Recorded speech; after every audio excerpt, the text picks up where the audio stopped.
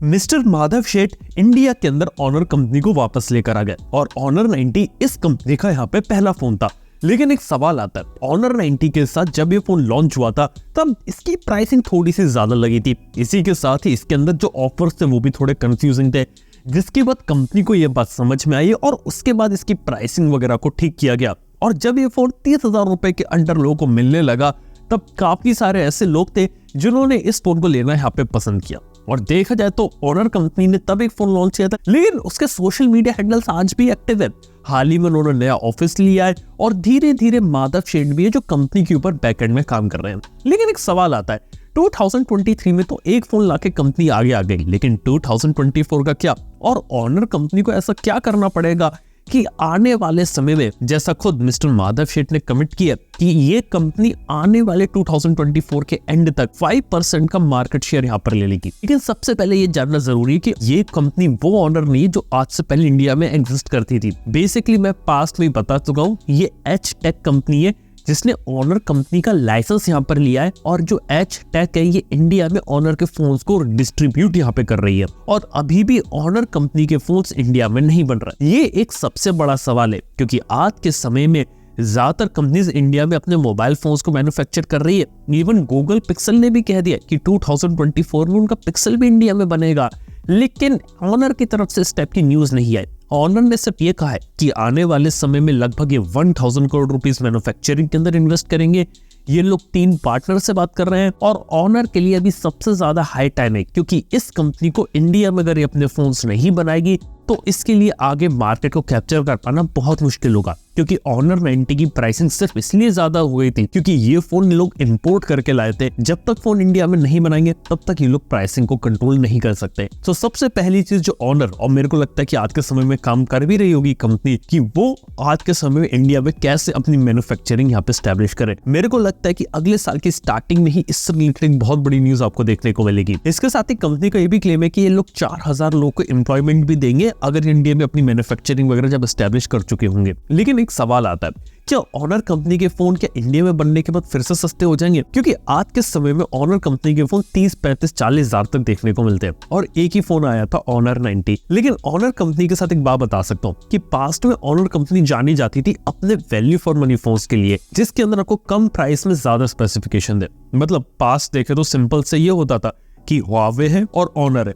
Huawei premium में खेलेगी, honour budget mid range यहाँ पर अपने बढ़िया फोन्स बनाएगी और लिटरली लोग उसके फोन्स लेना पसंद भी करते थे। इंडिया के एक टाइम पे टॉप 5 ब्रांड्स में आती थी। लेकिन बात कर तो काफी सालों से कंपनी इंडिया से गायब रही। लेकिन जब इसके फोन्स यहाँ पे दोबारा से आ रहे हैं तो देख के ऐसा लगता नहीं कि आपको सस्ते में ही यहाँ सब कुछ दे देंगे। सस्ते में ऑनर कंपनी यहाँ पे आपको कुछ भी देने नहीं वाली। मेरे को क्या लगता है कि जो ऑनर कंपनी रहेगी यहाँ पे आपको थोड़ा सा प्रीमियम देखने को मिलेगा। हालांकि ये लोग वैल्यू फॉर मनी देने की कोशिश करेंगे लेकिन फिर भी अपने फोन की कीमत थोड़ी ज्यादा रखेंगे। लेकिन शायद ये मेक श्योर करें कि जिस कीमत पे वो लॉन्च कर रहे हैं उस कीमत पे आपको बेस्ट पॉसिबल एक्सपीरियंस दे, यानी अच्छा प्रोसेसर, डिस्प्ले, कैमरा, वो सारी चीजें दे। क्योंकि ऑनर 90 के साथ देख लिया, लोग ऑनर कंपनी के फोन्स को खरीदना तो चाहते लेकिन कीमत ज्यादा होती है तो तब पसंद नहीं करते। लेकिन ये बात आगे चल के बदल सकता है। इवन ये भी क्लेम किया गया कि अगले साल के फर्स्ट हाफ में ऑनर कंपनी इंडिया में अपना फोल्डेबल फोन भी ला सकती है। अब फोल्डेबल फोन के बारे में बात करें तो सिंपल सी बात ही है कि फोल्डेबल का जो जमाना है वो 2024 में बहुत आने वाला है। और अंदर की बात बता सकता हूँ आपको कि 2024 में हर वो कंपनी अपना फोल्डेबल निकालने की कोशिश करेगी। इसने अभी तक अपना फोल्डेबल नहीं निकाला था। अब आप इस बात सोच लीजिए कि कितने सारे फोल्डेबल फोन हो जाएंगे 2024 में। हालांकि कंपनियां हैं वो सब एक्साइटेड है फोल्डेबल के लिए, कंज्यूमर एक्साइटेड है कि नहीं ये एक देखने वाली बात होगी। हालांकि फोल्डेबल के अलावा ऑनर की एक एक्स सीरीज आती है जो बजट सीरीज होगी, जो शायद 20 से 30 हजार में लोग फोकस करेंगे।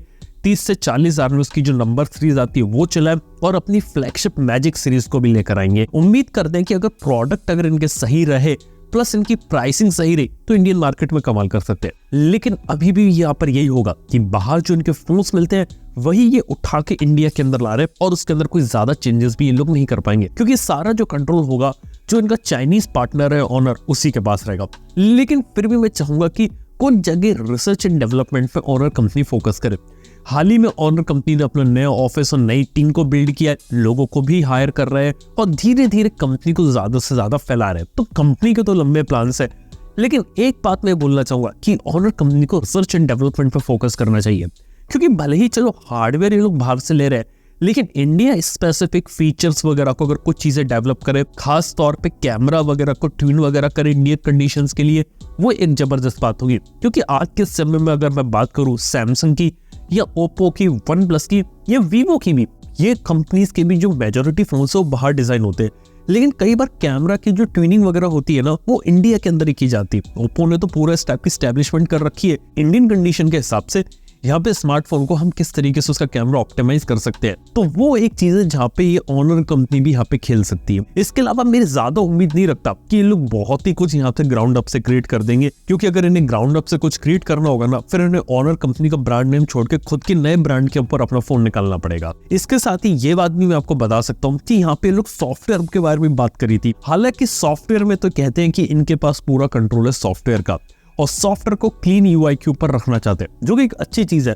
अगर ब्लोटवेयर फ्री क्लीन यूआई मिले। लेकिन एक और बात होती है अपडेट्स की। अभी भी Honor 90 अपडेट्स के लिए इतना ज्यादा जाना नहीं जाता। अगर ये लोग बैक एंड में अपडेट्स वगैरह के ऊपर काम करें तो Honor कंपनी के लिए बहुत ज्यादा अच्छी बात रहेगी, क्योंकि मोबाइल फोन में आज के समय लोग की डिमांड रहती है 2 साल 3 साल 4 साल के एंड्रॉइड अपडेट्स की।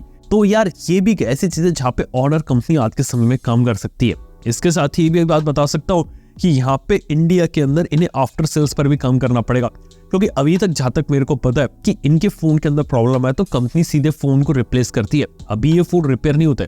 सिंपल सा आंसर है, क्योंकि इसके फोन्स इंडिया में बनते नहीं, इसलिए कंपोनेंट्स की अवेलेबिलिटी नहीं है। लेकिन शायद जब इनके फोन्स यहाँ पर बनने लगे तो शायद अपने सर्विस नेटवर्क को भी पहले से ज्यादा स्ट्रॉन्ग कर ले। और अभी के समय में देखा जाए तो कुछ चीजें Honor कंपनी ने सही करी है, अपनी प्रेजेंस को बेटर किया है। अभी सिर्फ अमेज़न के अंदर थे, लेकिन ऑफलाइन के अंदर भी ये लोग कूद रहे हैं और डिस्ट्रीब्यूशन के पार्टनर को भी ढूंढ रहे हैं। लेकिन फिर भी देखा जाए तो अभी भी इनके लिए जो डेस्टिनेशन है बहुत दूर है। अभी भी इनके पास कोई सिग्निफिकेंट मार्केट शेयर नहीं है, और 5% मार्केट शेयर लोग कवर कैसे कर दे वो एक देखने वाली बात है। क्योंकि 5% एक कंपनी अगर कवर कर लेती ना तो वो इंडिया के ऑलरेडी टॉप 10 कंपनीज की लिस्ट के अंदर आ जाएगी।